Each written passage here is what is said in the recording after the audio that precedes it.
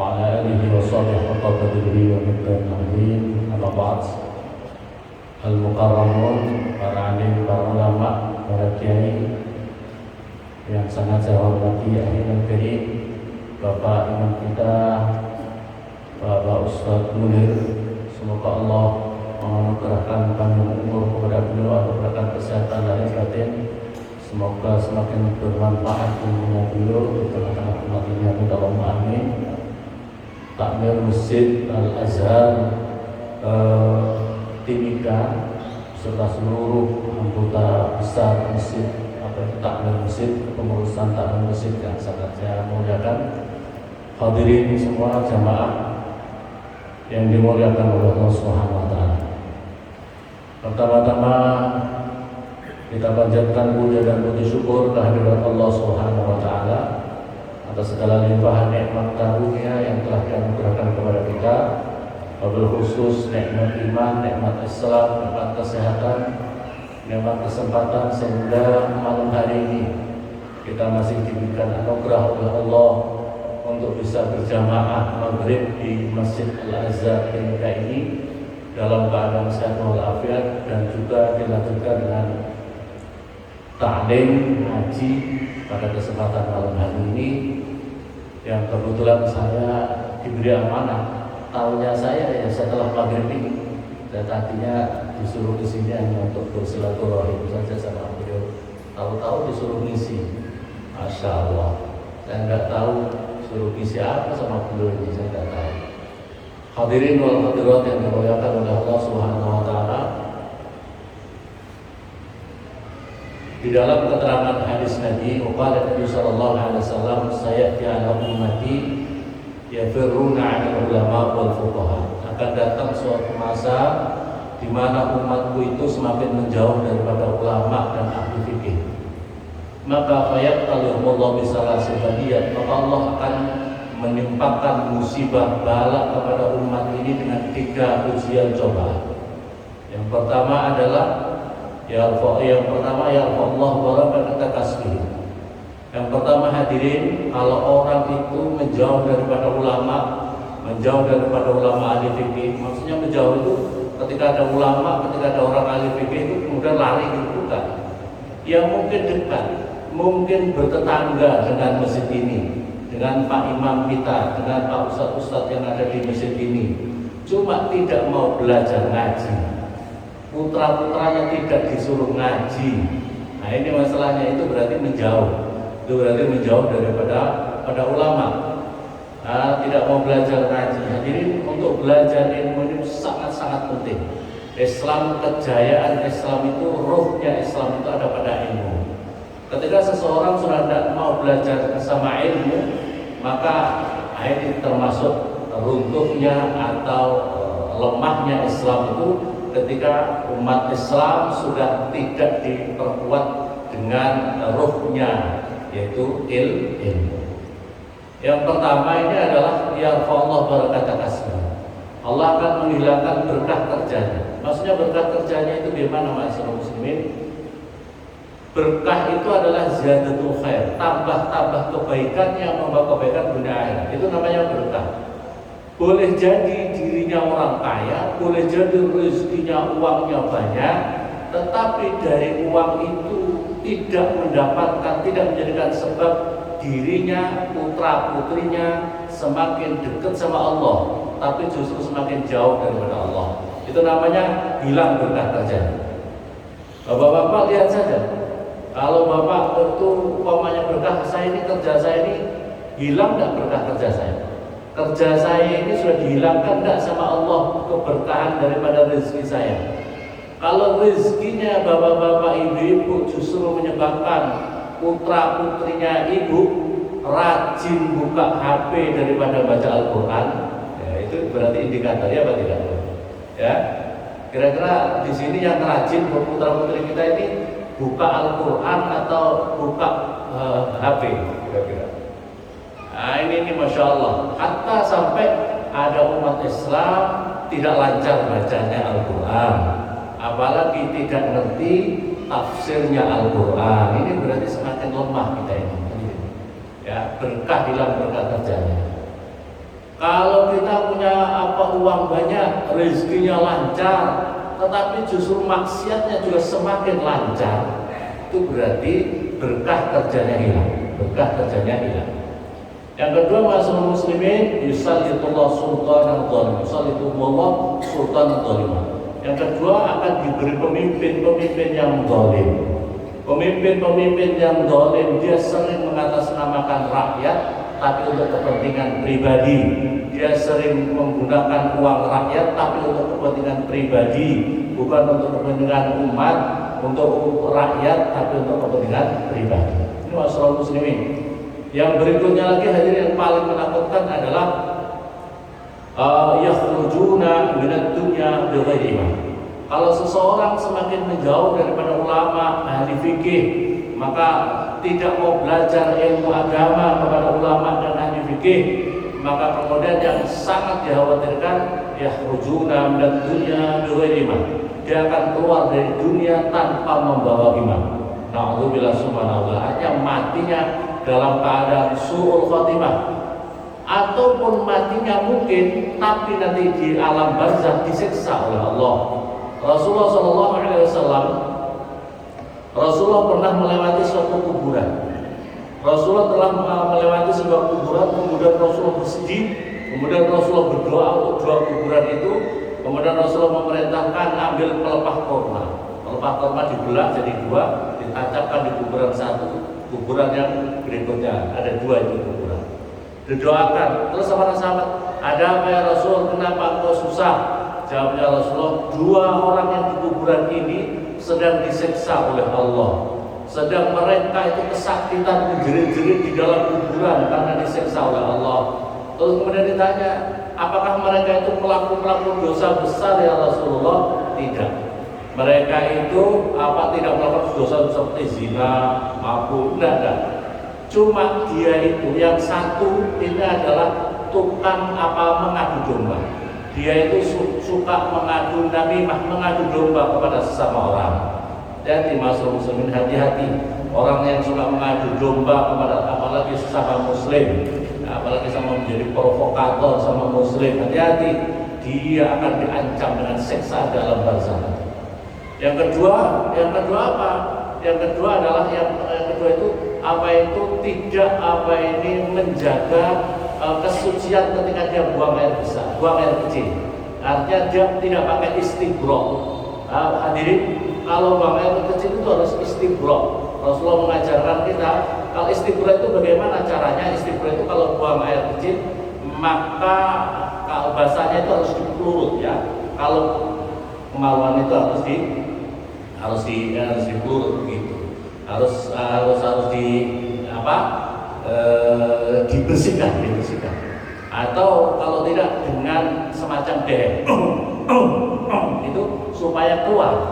Sebab kalau dia tidak seperti itu, tidak memperhatikan masalah najisnya kencing, maka kalau dia dari tempat kamar mandi sholat merasa suci, tapi ternyata masih ada aliran air kencingnya ketika dia sholat, maka sholatnya tidak sah. Padahal dia pede sholatnya sah, tapi tidak sah. Padahal tidak sah karena apa? Ada air pipisnya yang masih keluar ketika dia dalam keadaan sholat. Maka ini penting, ini berarti masalah ilmu hadirin. Ini masalah ilmu yang harus dipelajari.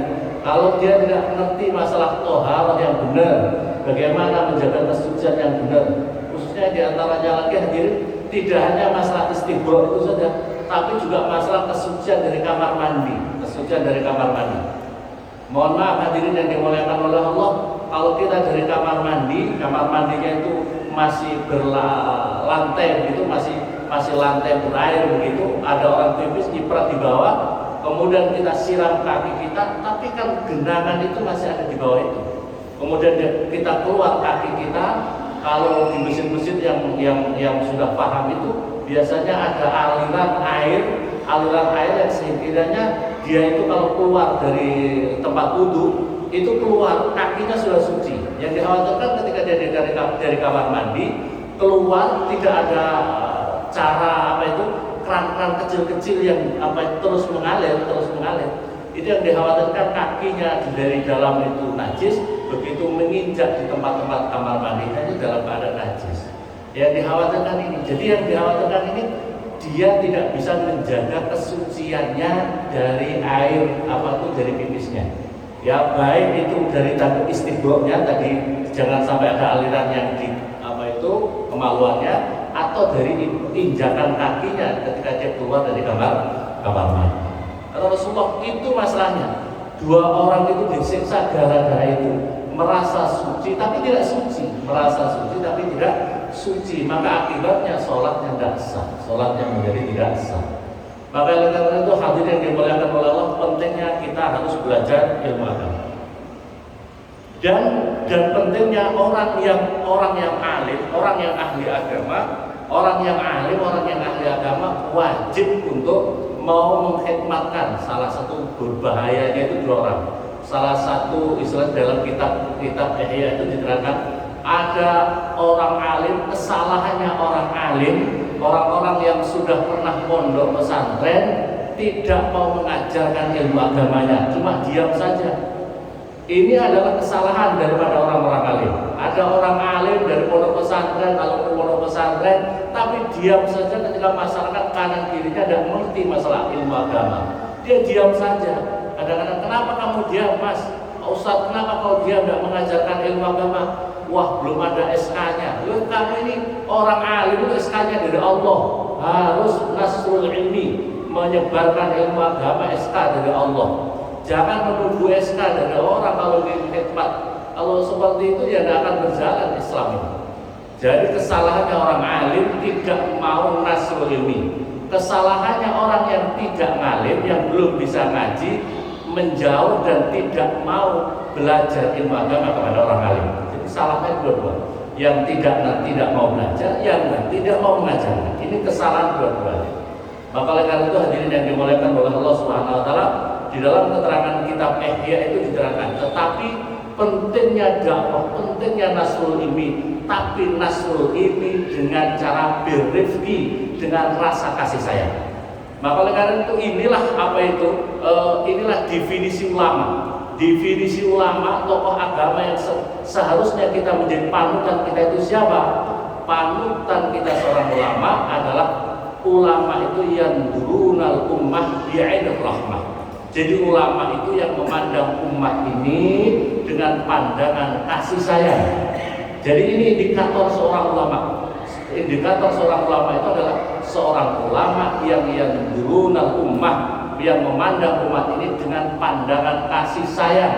Kasih sayang demi apa? Kasih sayang, ya Allah, masih orang belum bisa ngaji, bagaimana bisa ngaji? Ya Allah, bagaimana ini orang ini bahaya kalau tidak tobat, supaya dia bertobat, supaya dia dekat sama Allah, supaya dia selamat dunia akhirat.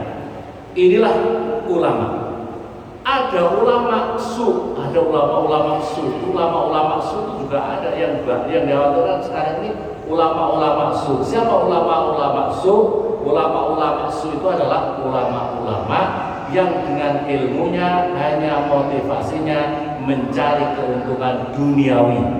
Wah, dari ustaz, wah motivasinya begitu terkenal, tujuannya itu bukan untuk nasrul ilmi, cuma untuk menjadi supaya dia laku menjadi calon, dia laku menjadi wagub atau wagub apa gitu. Pokoknya untuk kedudukan duniawi. Begitu sudah dapat, berhenti daripada nasrul ilmi, menyebarkan ilmu agama. Itulah indikator ulama-ulama su, ulama-ulama yang jahat.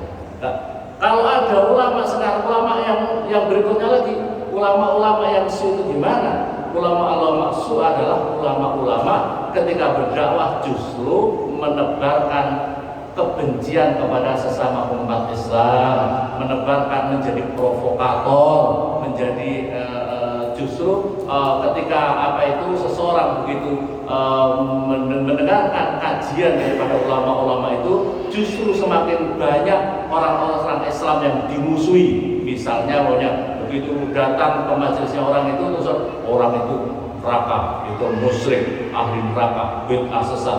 Wah, ini bahaya ya. Begitu datang di majelis itu, wah langsung musuhnya banyak. Oh, orang itu berarti wah. Hati-hati kalau ada tokoh-tokoh agama yang justru menebarkan fitnah, yang justru menebarkan permusuhan, harus dihindari. Harus dihindari. Ngaji itu bukan untuk menjadikan orang semakin banyak musuhnya, tapi justru bagaimana menjadi merangkul banyak saudara-saudara. Ma'asyiral muslimin. Jadi prinsip dakwah itu adalah dengan birrifqi, dengan kasih sayang, atau memandang umat dengan pandangan kasih sayang. Syekh Abu Yazid Al-Bustami, bapak-bapak bisa melihat itu sejarahnya Syekh Abu Yazid Al-Bustami. Syekh Abu Yazid Al-Bustami itu metode dakwah itu luar biasa, tidak harus dengan dengan satu cara saja, Tapi Syekh Abu Yazid Al-Bustami suatu ketika munajat sama Allah, ya Allah, tunjukkan kepada aku ya Allah, siapakah temanku yang nanti akan masuk surga, teman karibku yang nanti menjadi sahabatku untuk masuk surga nanti di akhirat ya Allah. Maka kemudian dikasih tunjuk oleh Allah, diberikan kasab orang itu, wahai Abu Yazid Bustami, kamu punya teman di kampung ini namanya ini, kau cari di sana, itulah teman kamu. Akhirnya Abu Yazid Al-Bustami itu perjalanan dari kampungnya untuk menuju kampung itu sangat jauh, dan ternyata di sana dia tanya-tanya namanya Fulan, siapa? Ada kenal? Kenapa kamu tanya si Fulan? Dia itu orang fasik, dia itu tukang mabuk, dia hidupnya itu selalu kumpul sama orang-orang mabuk. Kata orang-orang, ya Allah ini gimana nih? Katanya temanku ada di sini, tapi kok kesaksian masyarakat bahwa dia itu orang mabuk, bagaimana? Maka akhirnya karena itu perintah Allah, karena itu ilham daripada Allah, maka akhirnya tetap aja.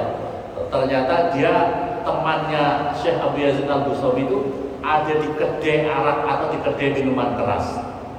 Begitu dia masuk, ternyata banyak orang yang sedang mabuk, sebagian tidak mabuk, sebagian mabuk banyak sekali. Maka kemudian dia mau keluar dari kedai itu, dari warung itu.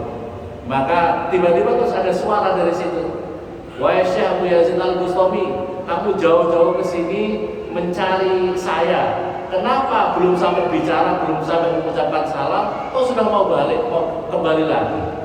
Ini kaget Syekh Abu Yazid Al-Bustami. Ini orang tidak dikenal, kok tiba-tiba kenal dirinya. Kamu siapa? Ya saya. Kok kamu tahu saya? Kok kamu tahu tujuan saya ke sini mencari kamu? Ya, yang kasih tahu kamu itulah yang memberitahukan ke saya juga, yang memberitahu kamu tentang siapa sahabatmu nanti yang ada di surga, itulah yang memberitahukan juga kepada diriku. Wah, ini perkara orang-orang berkerumun, orang ini, wahai Syekh Abu Yazid Al-Bustami, saya kumpul di sini ini, pandangan masyarakat biarkan seperti itu, tapi kami di sini dalam rangka untuk menarik, untuk berdakwah.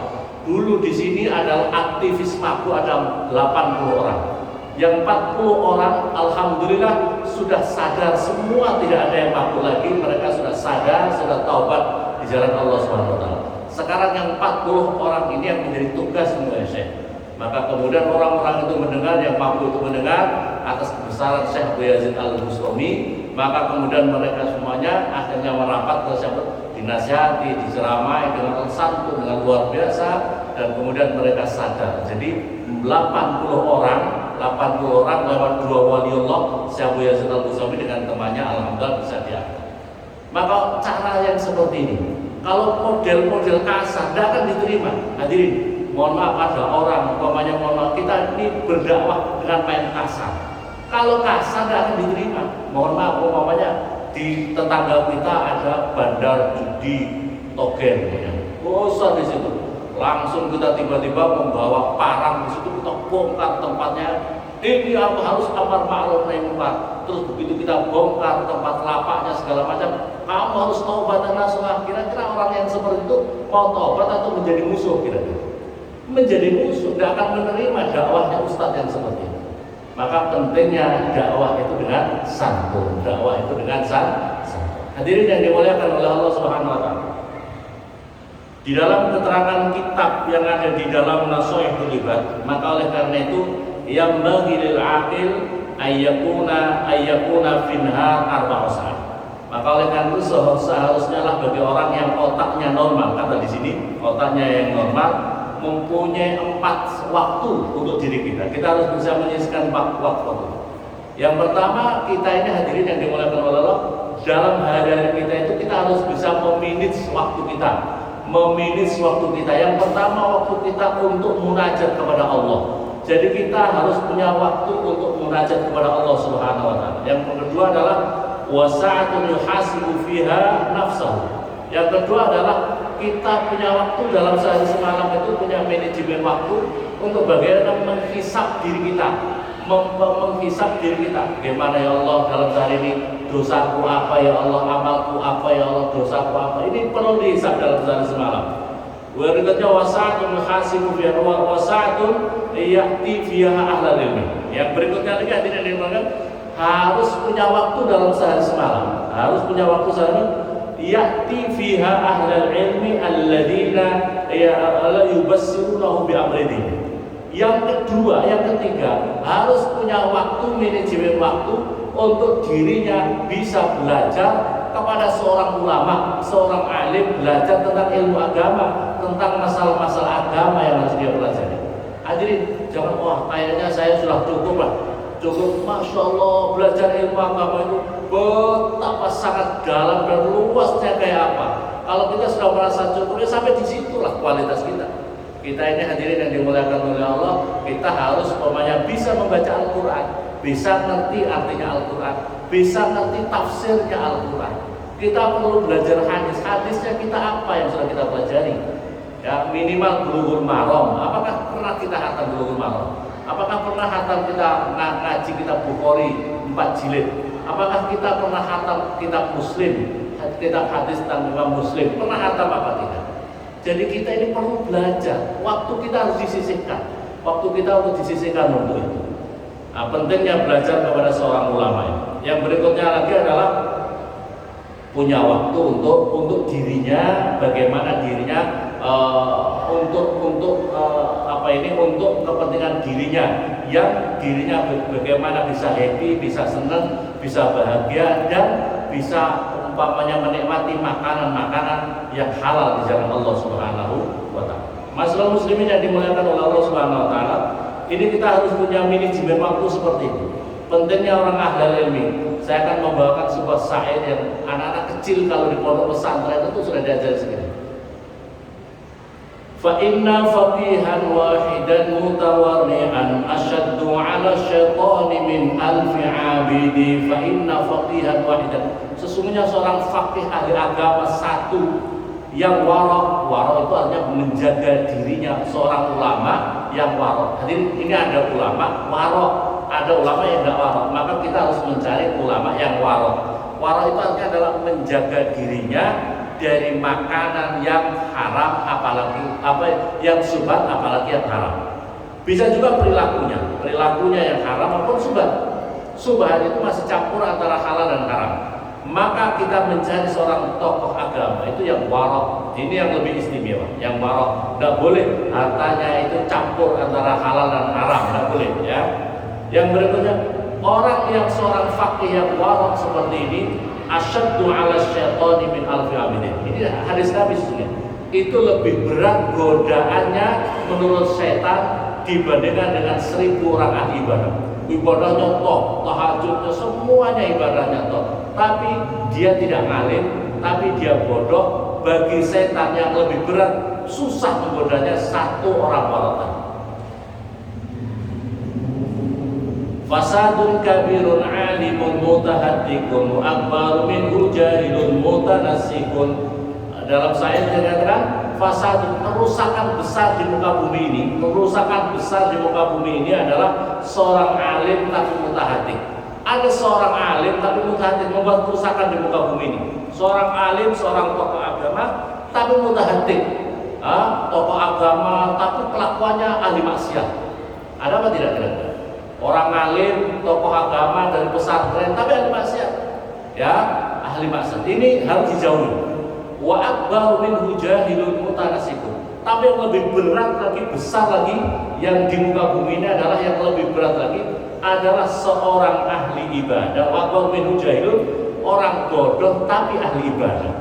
Orang bodoh tapi ahli ibadah. Tidak pernah belajar fikih dasar, tidak pernah belajar hadis, tidak pernah belajar tafsir, tapi apa ini dia kelihatan ahli ibadah. Liman apa itu huma fitnatun fil alamin azimatun.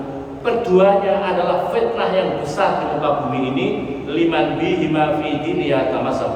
Bagi seseorang yang apa itu kedua-duanya menjadi pegangan bagi seseorang.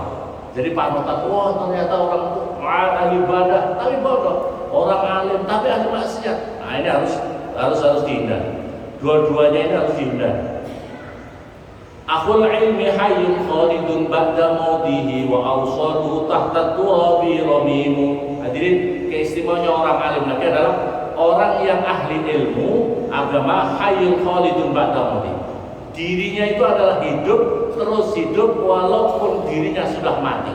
Hayyun khalidun ba'da mautihi wa awsaluhu tahta turabi ramimu, dan walaupun sendi-sendinya sudah hancur lebur di dalam debu. Hadirin, ini keistimewaannya orang alim. Makanya putra-putrinya bapak-bapak taruh pondok pesantren, suruh belajar alim agama. Sebab kalau orang alim ilmu dirinya walaupun mati, hakikatnya masih hidup. Sebab apa hadirin? Sebab ilmunya masih dimanfaatkan orang lain. Orangnya seorang ustadz, seorang ulama mati, tapi dia mengajarkan ilmu agama. Santri-santrinya masih menjalankan sholat, masih menjauhkan dirinya dari maksiat, menjadi orang-orang yang bertakwa, menjadi orang soleh, menjadi punya adab yang akhlakul karimah. Maka ini akan sambung terus, maka menjadi hakikatnya dia masih hidup sekalipun dia sudah mati. Tapi wadul jahli maitun wa huwa yamsi ala sara. Tapi kalau orang bodoh, masyaallah muslimin, orang bodoh itu hakikatnya sudah mati walaupun dirinya berjalan di muka bumi ini. Yudhannu minal ahya'i wa huwa adim. Dia disangka apa itu orang hidup, tapi hakikatnya sudah mati. Jadi orang bodoh yang tidak mau belajar agama, ada kesempatan untuk belajar agama tapi dirinya tidak mau belajar agama, itu hakikatnya sudah mati. Apa? Jasadnya itu adalah kuburan buat rohaniannya. Jadi jasad kita kalau kita bodoh, itu hakikatnya adalah kuburan buat diri kita kalau kita tidak mau belajar agama. Maka oleh karena itu pentingnya kita belajar ilmu agama. Saya ingin menyampaikan, Umar bin Khattab, hadirin yang dimuliakan oleh Allah, Umar bin Khattab pernah suatu ketika melihat ada seseorang keluar dari rumah dengan membeban dosanya sangat banyak, seberat gunung Tihamah. Begitu dia ternyata dia keluar itu untuk datang di majelis ilmu. Dia keluar untuk datang di majelis ilmu. Maka kemudian dia pulang lagi, dan Umar bin Khattab dinampakkan oleh Allah, ternyata dosanya yang seberat gunung Tihamah semuanya dihapus oleh Allah Subhanahu wa taala. Maka kata Umar bin Khattab, la tufariqu majalis ulama. Janganlah kamu menjauh dari majelis-majelisnya para ulama. Karena di dunia ini tidak ada suatu buk'ah, tidak ada suatu tanah, tidak ada suatu tempat yang akram indallah, yang lebih dimuliakan di sisi Allah kecuali tempatnya majelis-majelisnya ulama. Masya Allah, ini kata Umar bin Khattab. Jadi jangan menjauh daripada majelis ulama. Kita ambil daripada kisah ini adalah cara mudah, salah satu konsep mudah untuk diri kita kalau kita punya dosa-dosa besar, datang untuk hadir di dalam majelis ilmu. Datang untuk hadir di majelis ilmu itu adalah cara mudah untuk diri kita bisa dihapuskan dosa-dosa oleh Allah Subhanahu wa taala. Tetapi hadirin, di dalam keterangan Imam Ali karramallahu wajhahu mengatakan, sesungguhnya di muka bumi ini ada sesuatu yang paling keras, lebih keras daripada besi, yaitu hatinya lebih keras daripada batu, yaitu qalbul munafik, yaitu hatinya orang-orang munafik. Siapa qalbul munafik itu? Hatinya kalau batu masihlah bisa terkikis oleh aliran air, bisa membekas, atau kena tampar bisa membekas, ada bekasnya. Tapi hatinya orang-orang munafik sama sekali tidak bisa menerima nasihat-nasihat dari seorang ulama. Susah untuk datang di majelisnya ulama, susah untuk mendapatkan manfaat, faidah, ilmu daripada ulama, susah dikasih tahu. Inilah qalbul munafik. Apalagi itu hadirin yang dimuliakan, kita introspeksi diri kita. Kita ini termasuk hati-hati kita ini termasuk hati-hati munafik apa tidak?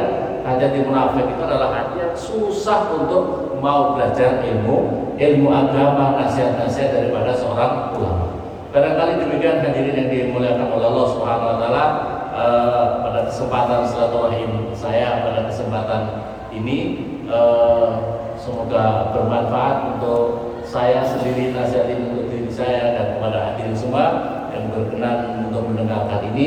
Semoga kita mendapatkan manfaat, keberkahan daripada majelis ilmu ini. Amin Allahumma. Kita berdoa hadirin. Alhamdulillah alhamdulillah hamdan ya'afar rabbana lakal hamd kama yanbaghi li jalalika 'azimi sultanik. Allahumma shalli wa sallim barik ala sayyidina Muhammadin al-fatih lima khatim wa sabana sallal haqqil haqq wa la ilaha illallah mustaqim wa ala sahbihi haqqa qadri madadin. Nasallallahu ya Allah, kamu dengan keagungan nur wajhmu ya Allah, kamu dengan keagungan nur arsy ya Allah, kamu dengan keagungan nur asma'-asma' ya Allah, kamu dengan keagungan nur samawati wal ardi ya Allah, kamu dengan keagungan nur Al-Qur'an ya Allah, kamu dengan keagungan nur Nabi Muhammad sallallahu alaihi wasallam. Kamu dengan keagungan nur para anbiya wal mursalin wal awliya was shalihin was salihin wal anbiya wal mursalin ya Allah, anta ja'alana ahlan ya Allah, jadikanlah kami semua ya Allah, wa ahlana wa dzurriyyatana wa ahla qaryatina wa ahla dimika wa jami'al muslimin muslimat fi dimika wa Papua ya Allah min ahli ilmu khair. Jadikanlah kami semuanya Allah, anak turun kami menjadi orang-orang ahli ilmu, ahli kebaikan. Wala taj'alna wa yumna, jangan jadikan kami, keluarga kami, anak turun kami menjadi orang-orang ahli sabr wa untuk lana Allah ya Allah, anugerahkan kepada kami as-sihhah wal afiyah wa salam wal barakah fi din ya Allah. Allah maafkan ya Allah, lindungi kami semua Allah, wa ahlana wa dzurriyyatana ya Allah, lindungi kami seluruh keluarga kami, anak turun kami, kaum muslimin muslimat khususnya ikhwanina ya Allah, saudara-saudara kami yang ada di Palestina ya Allah, jami'al afat wal baghyat wal makari wal rasa an-nazilah minas sama' wal kharijah min arwa min fitnatil kufar wa dhulam wal fusaq wal kufar abadal abid.